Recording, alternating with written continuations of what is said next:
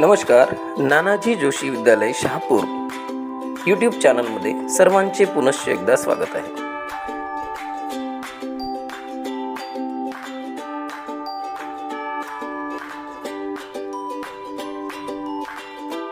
स्वतंत्र भारताचे पहिले कायदेमंत्री, भारतीय संविधानाचे शिल्पकार, भारतीय बौद्ध धर्माचे पुनरुज्जीवक, आधुनिक भारताचे शिल्पकार डॉक्टर बाबासाहेब आंबेडकर यांची जयंती संपूर्ण भारतभर मोठ्या उत्साहात साजरी करण्यात आली. यातच नानाजी जोशी विद्यालय शहापूर येथे 14 एप्रिल 2022ला डॉक्टर बाबासाहेब आंबेडकर यांची जयंती मोठ्या उत्साहात साजरी करण्यात आली. आपण फक्त ऐकतो, आपण फक्त वाचतो, आपण त्याचा अधिकार कधी लक्षात घेत नाही. मुकलायकावर त्या काळामध्ये ज्या समाजाकरता मी अस्पृश्य म्हणणार नाही, कारण मला ते योग्य वाटत नाही आणि मला ते म्हणायचं पण नाही, किंवा माझ्या ते स्वभावच नाही. त्याच करता त्यांनी लढा दिला होता. मी खऱ्या अर्थानं त्यांच्याकडे प्रेरणा घेतो, म्हणून मला अस्पृश्य हा शब्द उच्चारायचाच नव्हता.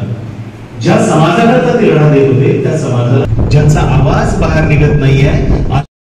कार्यक्रम प्रसंगी अध्यक्ष म्हणून विद्यालयाचे मुख्याध्यापक श्री विनोद भोंगाडे सर, प्रमुख अतिथी म्हणून ग्रामविकास समिती शहापूरचे उपकार्यवाह राजेश खोब्रागडे, वरिष्ठ शिक्षक श्री दिलीप सुहाम, श्री विवेकानंद हटवार सर व्यासपीठावर उपस्थित होते.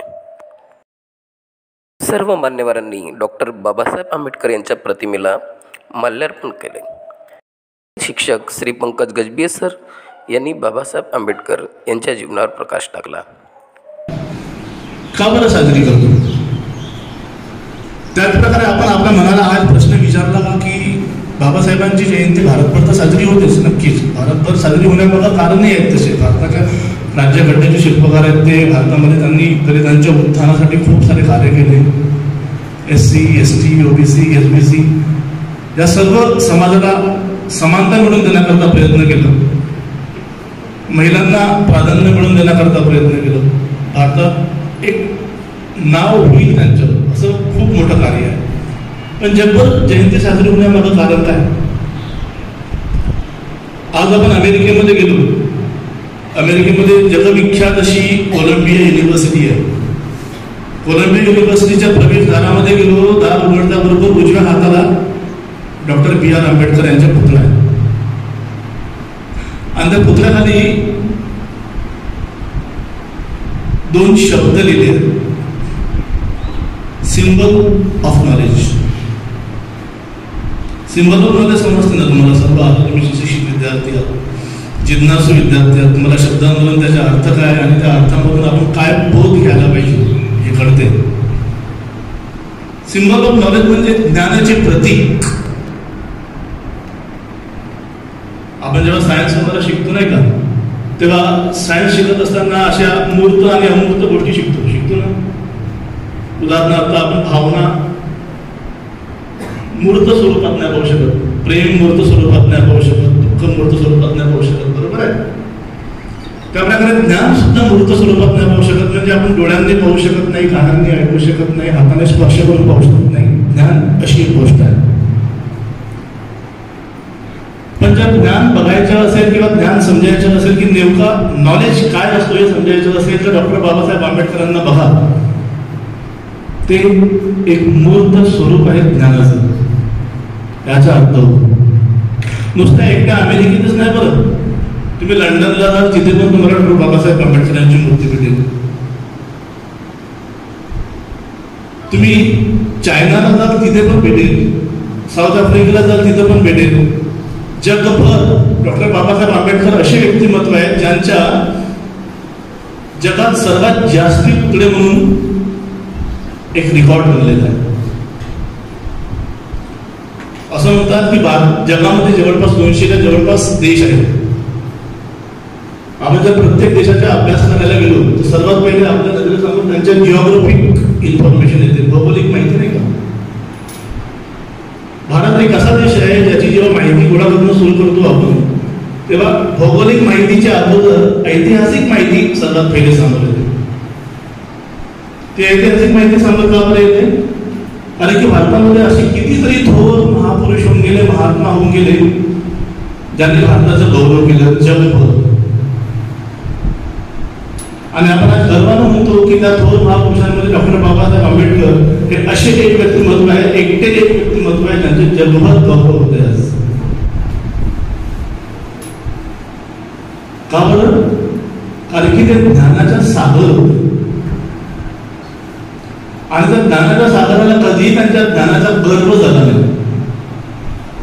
आज आपण पाहतो की एखादा 8वी पास व्यक्ती असेल तर शाळा टापटीमध्ये राहतो आणि आपल्यासमोर आपली बचत बसवण्याचा प्रयत्न करतो.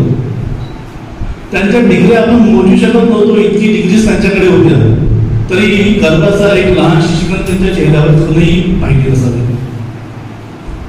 आता चर्चा झाल्याप्रमाणे डॉक्टर बाबासाहेब आंबेडकर नेहमी सुटफुटमध्ये असायचे, थाटामाटात असायचे. याच्या मागचं कारण तुम्हाला समजलं ना? याच्या मागचं कारण असं की ज्या सामाजिक वर्गाकरता ते काम करत होते, SC, ST, OBC, SBC, यांना समानता मिळवून देण्याकरता त्यांनी जो प्रयत्न केला, त्या समाजाला एक आदर्श व्यक्ती पाहिजे होता. असा व्यक्तिमत्व, ज्या व्यक्तिमत्वाला भारताबरोबर एक हिंमत भेटते. आपल्या परिवारातला असो किंवा आपल्या सोबतच्या एखाद्या व्यक्तीबद्दल मोठ्या उच्चपदस्थ गेला की त्याला भारताबरोबर आपल्याला एकदम हिंमत भेटल्यासारखी वाटते. त्याचप्रकारे आज समाजातल्या लोकांना एक हिंमत भेटावी, त्यांना भारताबरोबर त्यांचं मनोबल वाढावं, या करता ते नेहमी आपली भास. त्यांनी एक आदर्श घडवून दिलाय आजच्या विद्यार्थ्यांकरिता की विद्यार्थी कसा असावा. त्यांच्याकडे ज्ञानाच्या अर्थांग सागर असून त्यांच्याकडून नेहमी एक शब्द निघायचा की मी ज्ञानाच्या सागरामध्ये अजून गुडघाभरही पोहोचू शकलो नाही. याच्यामधून तुम्हाला काय शिकायला भेटलं विद्यार्थी मित्रांनो? याच्यामधून हे शिकायला भेटते की आपण जितकं ज्ञान भेटते तितकं मिळवायचं. आज तर तुमच्याकडे सर्वच आहे.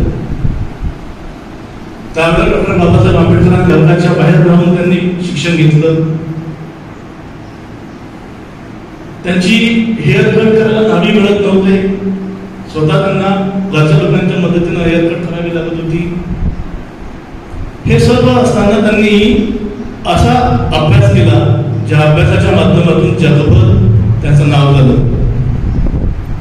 भारतासारख्या विशाल वेगवेगळ्या जातीच्या धर्माच्या लोकांना एकत्र बांधून ठेवणारं त्यांनी भारताचं संविधान लिहून आणलं.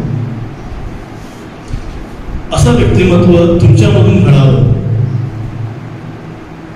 हाच एक उद्देश असतो अशा जयंती साजऱ्या करण्यामागचा. आपण कधीही असा विचार करायचा नाही की आम्ही त्या लेवलला पोहोचू शकत नाही. जेव्हा शिक्षण घेत असतात तुम्ही लोक, तेव्हा शिक्षण घेत असताना आम्ही तुमच्यामध्ये भविष्य पाहतो. तो भविष्य आम्हाला उज्ज्वल दिसतो. तोच उज्ज्वल भविष्य सार्थक करावा हीच आमची अपेक्षा असते. डॉक्टर बाबासाहेब आंबेडकर त्यांची एक गोष्ट आढळते. लहानपणी त्यांना पुस्तकं फार कमी प्रमाणामध्ये उपलब्ध व्हायच्या. त्यांचे बाबा त्यांच्याकरता नेहमी वेगवेगळ्या नवीन नवीन ज्या ज्या पुस्तकं भेटल्या त्या त्या पुस्तकं घेऊन आणायचे.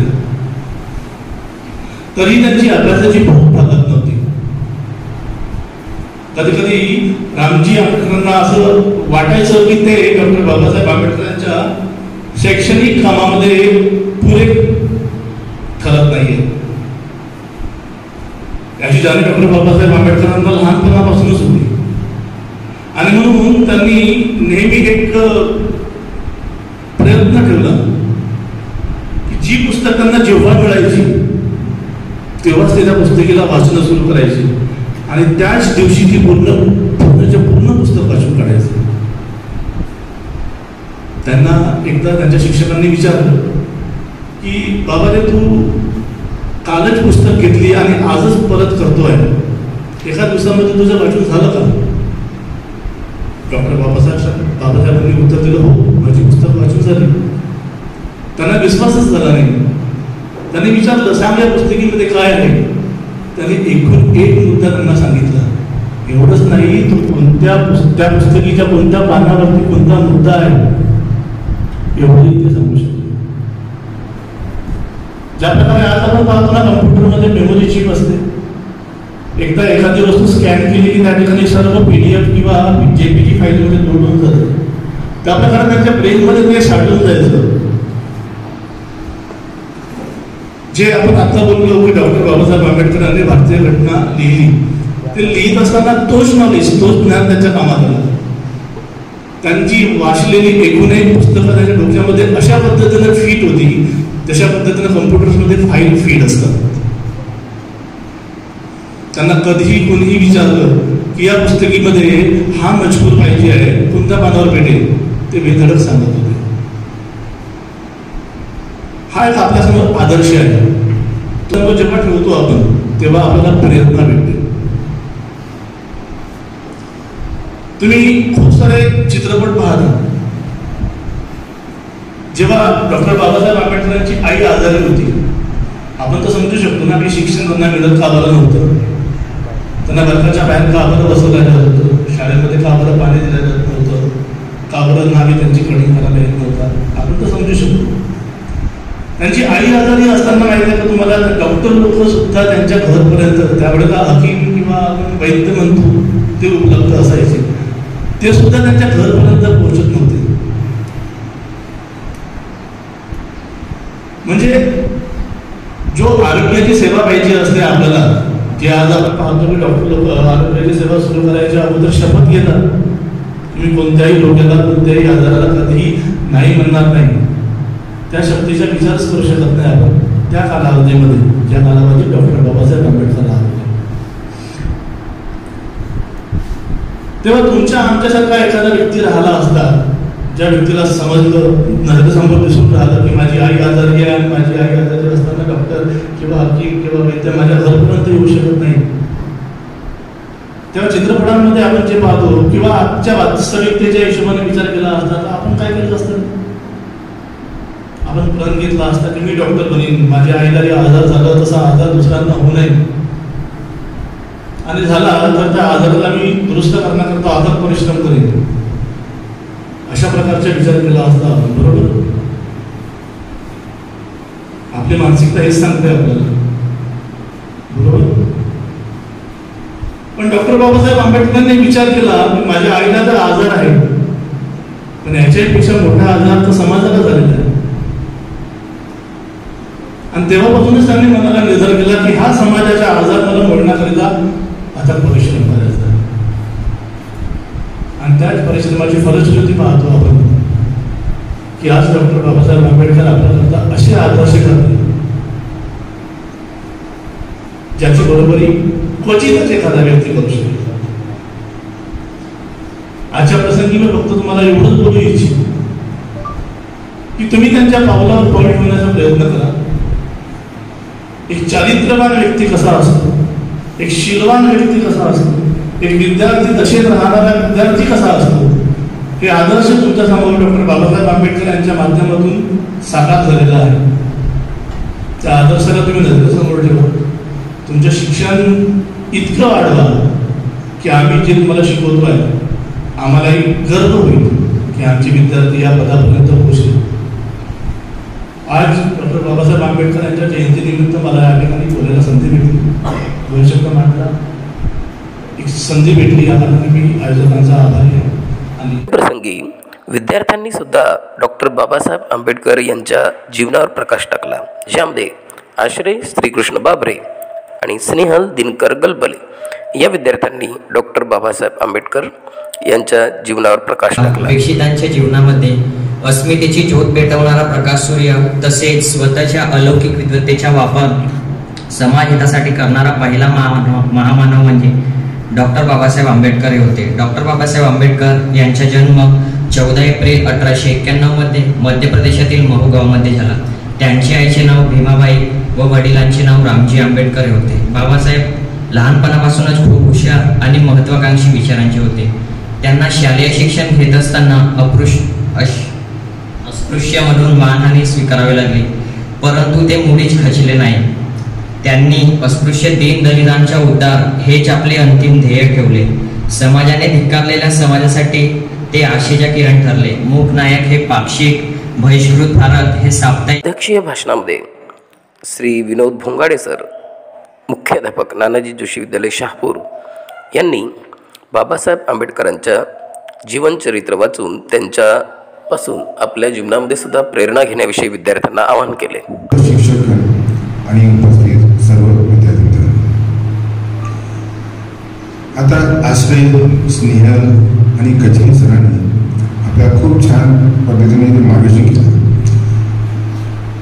त्यांनी गजनी सरांनी हे सांगितलं की बाबासाहेब जेव्हा शिकवते त्यांच्या घरची परिस्थिती ही अत्यंत बिकट होती. त्यांची आई ही 5 वर्षानंतर मरण पावल्यानंतर सर्व जबाबदारी त्यांचे वडील रामजी यांच्यावर होती. म्हणजे त्यांचा स्वयंपाक करणे, घरचे काम करणे हे त्यांच्या वडिलांवर. गरीबात त्यांचा स्वयंपाक हे त्यांचे वडील तयार करायचे. त्यांना काही उरत नाही शेवटी, म्हणजे भाकर सुद्धा उरत नाही. तर त्यांच्या वडिलांचं एकच स्वप्न होतं की माझा मुलगा जो आहे हा खूप मोठा व्हावा, त्यांनी आपलं नाव लौकिक करावं असं त्यांची इच्छा होती. त्याप्रमाणे बाबासाहेबांनी खूप मेहनत केली आणि आज जसं सरांनी त्यांनी BA, MA आणि त्यांनी डॉक्टरेट ह्यामध्ये खूप संपादन केलं. मोहरी सरांनी त्याच्यावर सांगितलं आहे की डॉक्टर बाबासाहेब आंबेडकर नंतर डॉक्टर श्रीकांत जिचकार सरांनी त्यांनी पण खूप बदल्या केल्या. आणि मी हे सांगू शकतो, आपले ते एक आर्टचे एक विद्यार्थी होते, म्हणजे ते आपले इथे शिक्षक पण होते. असं पदवी म्हणजे करावे, आपल्या पदवी म्हणजे वाढवावे. त्यामुळे प्रत्येक पालकाचं हे असतं की आपला मुलगा खूप मोठा झाला पाहिजे, त्यांनी काहीतरी केलं पाहिजे. म्हणजे प्रत्येकाचे पालक जे जसा विद्यार्थी आज इथे शिकायला आले, प्रत्येक पालकांना वाटतं की आपला मुलगा खूप मोठा व्हायला पाहिजे. तर सर्व विद्यार्थ्यांना मी विनंती करतो की आपले आई वडील इतकी मेहनत करतात आपल्याकरता, सर्वांनी चांगला अभ्यास करा आणि मोठं नाव करा. त्यांचं एक वाक्य होतं, शिका, संघटित व्हा आणि संघर्ष करा. ते योग्य वाटत नाही आणि मला ते म्हणायचं पण नाही, किंवा माझ्या ते स्वभावातच नाही. त्याच करता त्यांनी लढा दिला होता. मी खऱ्या अर्थानं त्यांच्या कार्यक्रमाचे संपूर्ण सूत्रसंचालन आणि आभार प्रदर्शन श्री मनीष मोहरील सर. ज्या समाजाकरता ते लढा देत होते, त्या समाजाला ज्यांचा आवाज बाहेर निघत नाहीये, अशा लोकांचा आवाज, अशा लोकांचा नायक बनून डॉक्टर बाबासाहेब आंबेडकर समोर आले.